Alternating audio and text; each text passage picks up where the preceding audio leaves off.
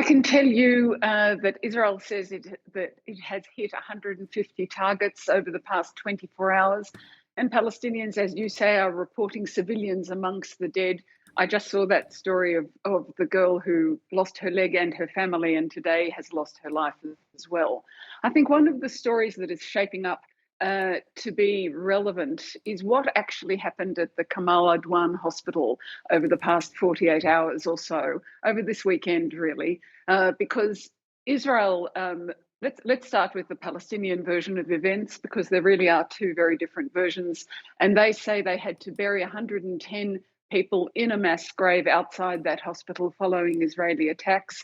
And that includes a bulldozer outside the hospital, which attacked people who were there, destroying their shelters. And they were people who'd taken shelter outside the hospital.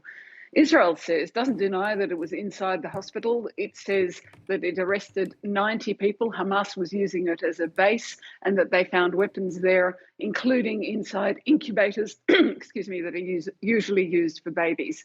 So it's this fraught question of what actually goes on in the hospitals. Over the weekend, we also saw an interview from one of the hostages who was released, Doron Katz Asher. She was held with her 4-year-old daughter and her 2-year-old daughter. And she said that for the first 16 days, she was held in an apartment. And after that, she and other hostages were held in a hospital.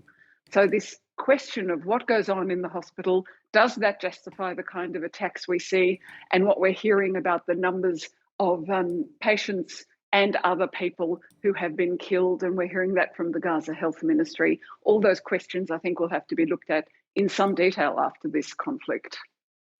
Irris, what's been happening with the delivery of that much needed humanitarian aid into Gaza? We've seen pictures of people storming aid trucks as they've been trying to get in. These people desperate, obviously, to get food and other aid. What more can you tell us about that?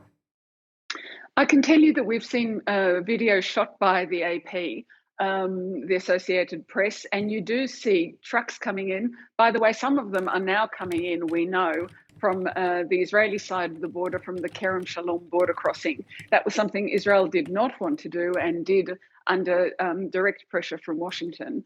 But what we saw was the video from the AP of people climbing onto the trucks as they come in and just taking things for themselves because they are so desperate for what I saw was water bottles falling off those trucks and people just taking those boxes like a prize. You did also see in that footage men who are armed. They look like militants, keeping all that humanitarian aid away from the people.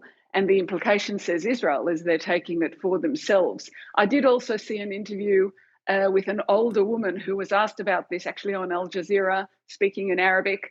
And they said, "Are you getting any of this aid?" And she said just one word. She said, "No, it goes tahat, under." And she meant under to that subterranean city that Hamas runs.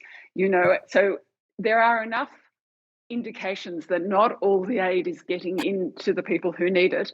And because they are now so desperate, some of them are simply taking it themselves.